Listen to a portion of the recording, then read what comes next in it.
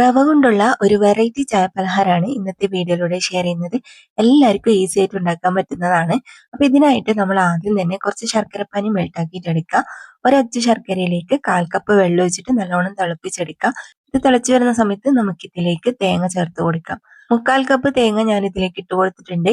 ഇനിയിപ്പോ നമുക്ക് ഇതിലേക്ക് കുറച്ച് ഏലക്കാപ്പൊടിയും കൂടി ചേർത്ത് നല്ലോണം മിക്സ് ആക്കിയിട്ട് ഇതൊന്ന് വിളയിച്ചിട്ട് എടുക്കണം കേട്ടോ. അപ്പൊ ഇത് നല്ലോണം വിളഞ്ഞു വന്നിട്ടുണ്ട്. ഇത് നമുക്ക് ഒരു സൈഡിലേക്ക് മാറ്റി വെക്കാം. ഇനിയിപ്പോ നമ്മൾ ഒരു പാത്രം എടുത്തിട്ട് അതിലേക്ക് നമുക്ക് റവ ഇട്ട് കൊടുക്കാം. 1/2 കപ്പ് റവയാണ് ഞാൻ എടുത്തത്. വറുത്തതോ വറുക്കാത്തതോ ഏതായാലും എടുക്കാം. ഇതിലേക്ക് നമുക്ക് ആവശ്യത്തിനുള്ള ഉപ്പ് ചേർത്ത് കൊടുക്കാം. ഇനി നമുക്ക് കുറച്ച് ചൂടുവെള്ളം ഒഴിച്ചിട്ട് ഇതൊന്ന് സോക്ക് ചെയ്ത് വെക്കണം. വെള്ളം ഒഴിച്ചതിന് ശേഷം ജസ്റ്റ് ഒന്ന് മിക്സ് ആക്കി കൊടുക്കുക. ഈ റവ ഒന്ന് കുതിർന്നു വന്നാൽ മതി, വെള്ളം ഓവർ ആക്കിയിട്ട് ഒഴിക്കരുത്.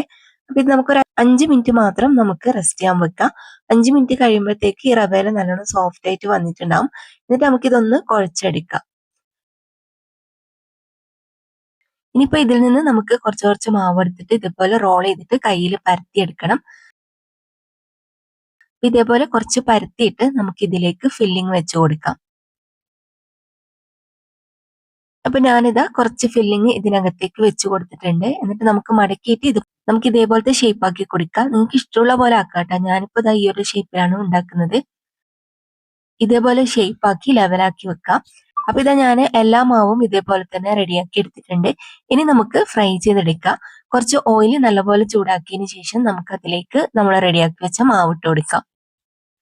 ഒരു സൈഡ് നല്ലപോലെ ഫ്രൈ ആയിട്ട് വന്നതിനാൽ നമുക്ക് മറിച്ചിട്ടിട്ട് മറ്റേ സൈഡും കൂടി ഫ്രൈ ആക്കിയിട്ട് എടുക്കാം. ഇത് രണ്ട് സൈഡും നല്ലപോലെ ഫ്രൈ ആയിട്ട് വന്നിട്ടുണ്ട്. അപ്പൊ ഇതുപോലെ നല്ലൊരു ഗോൾഡൻ കളറിൽ തന്നെ ഫ്രൈ ചെയ്തെടുക്കണേ. അപ്പൊ ഇത്രയേ ഉള്ളൂ, നമുക്കിനി ഇത് കോരിയെടുക്കാം. അപ്പൊ ഇത് കണ്ടോ, ഇതുപോലെ നല്ല അടിപൊളിയായിട്ട് തന്നെ നമുക്ക് റെഡി ആയിട്ട് കിട്ടും. ഇതേപോലെ തന്നെ നമുക്ക് ബാക്കിയുള്ളതും കൂടി ഫ്രൈ ചെയ്തെടുക്കാം. ഹൈ ഫ്ലെയിമിൽ തന്നെ വെച്ചാൽ മതി, ഇത് പെട്ടെന്ന് പെട്ടെന്ന് തന്നെ ഫ്രൈ ആയിട്ട് വരും കേട്ടോ. അതുപോലെ തന്നെ ഇത് ഒട്ടും എണ്ണയൊന്നും കുടിക്കൂല, അടിപൊളിയാണ്.